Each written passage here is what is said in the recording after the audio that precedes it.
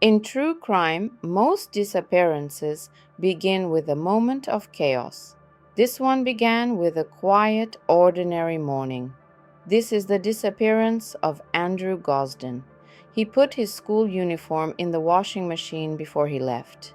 That detail has never been explained, not adequately, not in 18 years of investigation.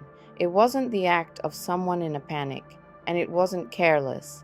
It was considered the kind of thing you do when you're thinking about what comes next, when you want to leave things in order. It is the act of someone managing a routine, even while abandoning it entirely. That is where this case begins. Not with the disappearance itself, but with the careful, deliberate shape of the morning that preceded it. Andrew Paul Gosden was 14 years old. He lived with his parents and his older sister, Charlotte, in Balby, a suburb of Doncaster, South Yorkshire. By every documented account, from teachers, family members, and the officers who eventually investigated his disappearance, he was a quietly exceptional young person. Shy, self-contained, intellectually gifted in a way that had already caught institutional attention. He was enrolled on the National Young, Gifted and Talented program. His teachers described him as a prize-winning mathematician. The trajectory that people around him imagined pointed toward Cambridge University. He had a perfect school attendance record, 100%, not a single absence, not for illness, not for anything. On the morning of the 14th of September 2007, he didn't go to school. The evening before had been unremarkable. Andrew's father, Kevin, described it as entirely ordinary. The family ate dinner together. Andrew and his father spent an hour assembling a jigsaw puzzle on the computer. He then watched television with his mother, comedy programs, Mock the Week, that Mitchell and Webb look. Nothing was said that anyone later found significant. He went to bed. The following morning, he woke up late and seemed irritable. That, in itself, was noted as unusual. He was not someone who showed mood. His teachers had described him as a deep character who did not get worked up or moody. But that morning, something was different. At 8:05, he left the house. A family friend watched him crossing Westfield Park in the direction of his usual bus stop. He did not get on the bus. Instead, Andrew walked to a nearby ATM and withdrew £200. His account held 214. The machine only dispensed in £20 increments. 200 was the maximum he could take. A neighbor's CCTV system then recorded him returning home. What he did next is documented. He placed his school uniform in the washing machine. He left his blazer on the back of his chair. He changed into a black slipknot t-shirt, black jeans, and trainers. He packed a canvas satchel decorated with patches from rock and metal bands. He took his wallet, his keys, and his PlayStation Portable. He did not take his passport. He did not take a coat. He did not take his mobile phone. He did not take the charger for his PSP, and he left behind approximately £100 in birthday savings he kept separately in his room. Then he left. At 9:35 that morning, Andrew boarded the GNER service from Doncaster to London King's Cross. He bought a one-way ticket. He was asked if he wanted a return. He said no return. At 11:25 a.m., Andrew Paul Gosden was captured on CCTV at the Euston Road exit of King's Cross Station. He is walking. He is alone. He is carrying his satchel. That image, grainy, brief, time-stamped, is the last confirmed sighting of him that has ever been established. He was 14 years old. He has not been seen since. There has never been a confirmed sighting after that moment. That evening, the Gosden family sat down to dinner under the assumption that Andrew was either in the converted cellar playing video games or upstairs doing homework. It was only when someone went to find him that they realized he wasn't in the house. His parents called his friends. None of them had seen him.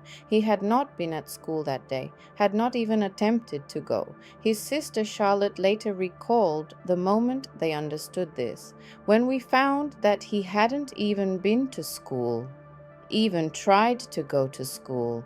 That was even more worrying. South Yorkshire police were called at around 7 o'clock that evening. Charlotte and Kevin drove Andrew's route to school, checking nearby areas in case he'd been involved in some kind of incident. They found nothing. The police investigation that followed has been, in the years since, a subject of significant criticism.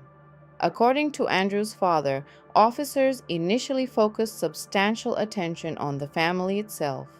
Kevin Gosden has stated publicly that he was treated as a suspect in the early stages and that interviews were conducted in ways he later described as unlawful, designed, he felt, to pressure him into revealing a reason for his son's disappearance that he simply did not have.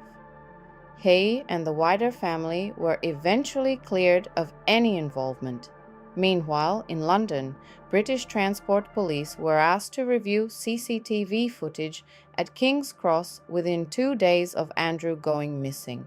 According to reports, they could not identify him in the crowds. A South Yorkshire officer then travelled to London to assist with the search. 3 weeks after Andrew's disappearance, he was finally identified on the King's Cross footage. That image was then circulated nationally, accompanied, notably, by a close-up of his right ear, which has a distinctive double ridge. 3 weeks. The family have also raised the question of what CCTV was not reviewed. According to Kevin Gosden, footage from London buses and from the underground station directly adjacent to King's Cross was not requested by authorities during the initial stages of the investigation. Those are the routes Andrew would most plausibly have taken after leaving the station. That footage, if it existed, was not available by the time investigators pursued it. At this point, one question runs through everything. Why London? Andrew had been to London before. He knew the city. His family had relatives there, grandparents, aunts and uncles, family friends. He had visited museums. He enjoyed it. In the summer of 2007, just weeks before his disappearance, his parents had actually suggested he travel to London alone to stay with his grandmother. He declined. One possibility considered was that Andrew may have traveled to attend a concert or event in the city. No evidence was ever found to confirm this. Investigators and the family also explored the possibility that Andrew had arranged to meet someone he had encountered online. But that line of inquiry found nothing. Andrew did not use a computer at home. His father stated he had no email address, no online gaming accounts set up on his Xbox or PSP. School computers, library computers, and his sister's laptop were all forensically examined. No trace of any activity by Andrew was found on any of them. Sony headquarters was contacted directly. The unique serial number of Andrew's PSP was checked against their authentication system, a system that logs when a device connects to the internet. There was no record of Andrew's PSP ever having been online. He was 14 years old in 2007. The idea of a teenager with no confirmed digital footprint, even for that era, is striking. His sister described him as someone who just didn't seem social, not interested in connecting with others through technology. Investigators found nothing to contradict that. And yet, his actions suggest a level of planning. With cash, with a one-way ticket, with clean clothes and his uniform in the wash. In the days before he disappeared, Andrew had twice told his parents that he had walked home from school rather than taking the bus. That route, from Macaulay Catholic High School back to the family home in Balby, is 4 miles. It would have taken approximately an hour and 20 minutes on foot. His parents accepted this without concern. Why would they not? Nothing in Andrew's history suggested deception.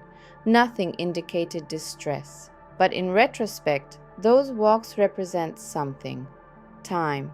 Unmonitored time, taken from a routine that had previously been completely consistent.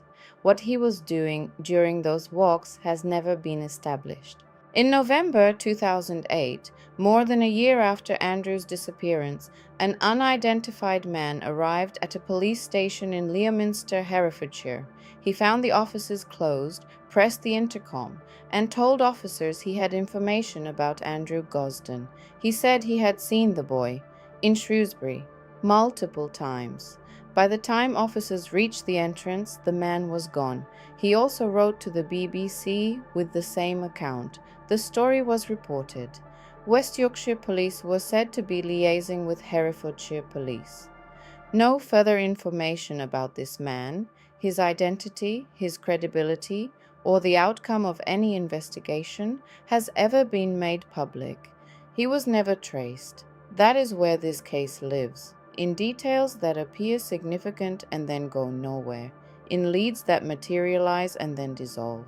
In September 2017, a decade after Andrew's disappearance, Mick Neville, the retired head of the Metropolitan Police's Central Images Unit, drew public attention to a possible connection between Andrew's case and that of another young person. Alex Slowly was 16 years old when he vanished in London in 2008, less than a year after Andrew. Like Andrew, he was a gifted mathematics student. Like Andrew, he disappeared without a confirmed trace. When Slowly went missing, he was believed to be heading toward Islington, approximately 2 miles from King's Cross, Neville stated publicly. It raises the question of whether there is a serial killer on the prowl. The potential links between these cases need to be recognized. He also raised without resolution another question, one about Regent's Canal, which runs close to King's Cross.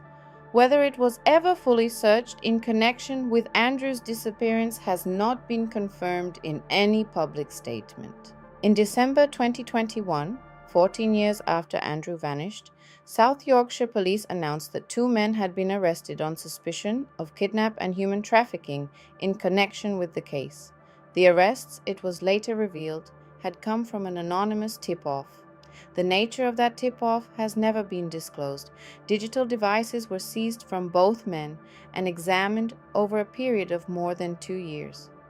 In September 2023, police announced that both men had been released without charge. South Yorkshire Police stated they were confident the 2 men arrested played no part in Gosden's disappearance. No new leads were announced. South Yorkshire Police have released multiple age progression photographs over the years. Images of how Andrew might look in his late teens, his 20s, and now approaching his mid-30s. He would be 32 years old as of 2026. Police appeals in recent years have been directed not only at potential witnesses, but at Andrew himself. Officers have publicly stated that if Andrew is alive and reading these appeals, he can contact them completely confidentially, simply to confirm that he is safe. That door has remained open for 18 years. On the 18th anniversary of his disappearance, in September 2025, South Yorkshire Police confirmed the investigation remains open and active. In the same statement, they issued an unusual warning that disinformation about the case had been circulating online and that it was causing distress to Andrew's family. They did not specify what form that disinformation had taken. What remains after 18 years is a set of facts that resist arrangement into a coherent explanation. A boy who planned carefully but left his savings behind, who took a one-way ticket but no overnight bag, who had no digital presence but apparently had a destination, who was observed leaving a train station in one of the busiest cities in the world, and then disappeared as completely as if he had never arrived. The 2 men arrested in 2021 were cleared. The anonymous tip that prompted those arrests has never been explained. The unidentified man in Leominster has never been found. The CCTV that might have shown where Andrew went after King's Cross was not collected in time.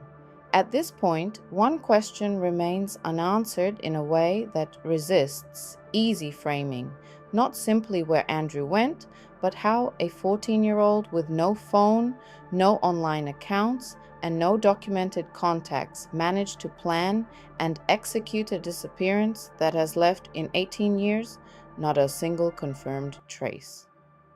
His school uniform was still in the washing machine when the police arrived that evening.